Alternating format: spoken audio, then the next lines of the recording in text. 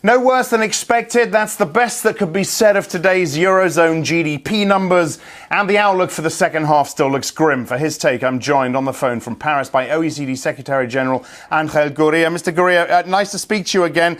Do you take heart from those slightly stronger than expected German numbers? Or is this the calm before the storm now? How can you take heart from 0.3 or from 0.0 in the case of France?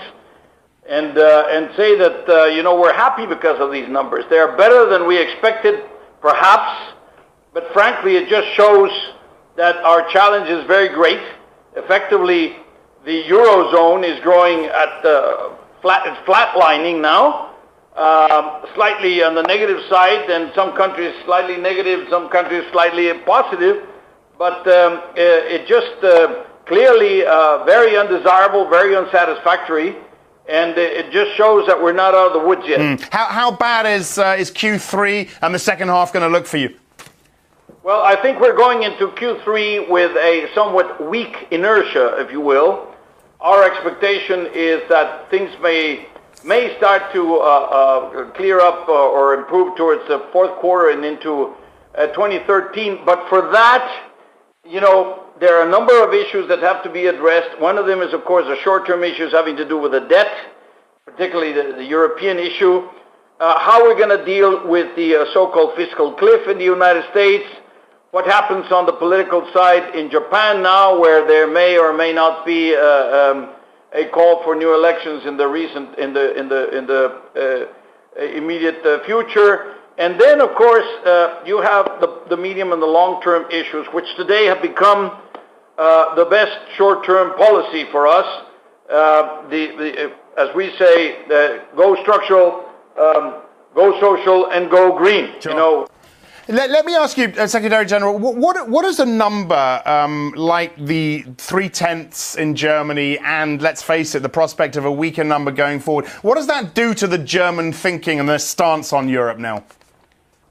First of all, I think, everything is relative, and that is why people are, if not celebrating, at least they're relieved by this 0.3, because everybody expected 0.2, so it's, if you will, it's 50% higher, But the question also is the interrelationship of the European economy and the fact that Germany cannot do well by itself, that Germany will only do well if the rest of Europe does well, and hopefully that can focus the minds in terms of the solutions to the debt problems and the intervention by the institutions, particularly the ECB, in the bond markets, and specifically here in the bond markets of Spain and Italy. Sure. I know you've welcomed Mario Draghi's words when he said he'd move in and support the sovereign, buy sovereign bonds. When do you expect him to move? When does he need to move? And do you think he's saying a little bit too much right now in terms of confusing these markets?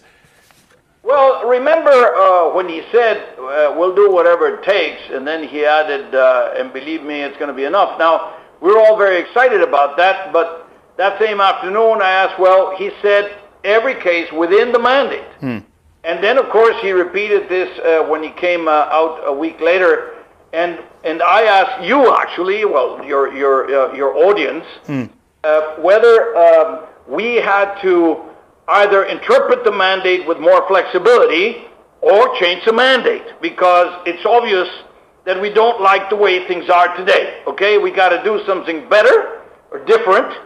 Because 7% for countries that are performing, like Spain, that are doing whatever they have to do, like Italy, that is all these transformations, the Cresce Italia, Semplifica Italia, and all these decrees and all these laws that have been passed at great political cost, they're not getting to the markets. The message is not getting to the market. So if that can be interpreted as a lack of transmission of the monetary mechanisms, and that will justify the intervention of the ECB, welcome, Sure. Whatever it takes, because right now we are in a situation where we really need, we're running out of time, and we really need to put to use every single one of the mechanisms. In fact, I think we're going to need them all, because today any single one may not be enough. Secretary General, it's always good to talk with you. Thanks for talking with us. Angel Gurria from the OECD. That's it from me. I'm Axel Threlfall. This is Reuters.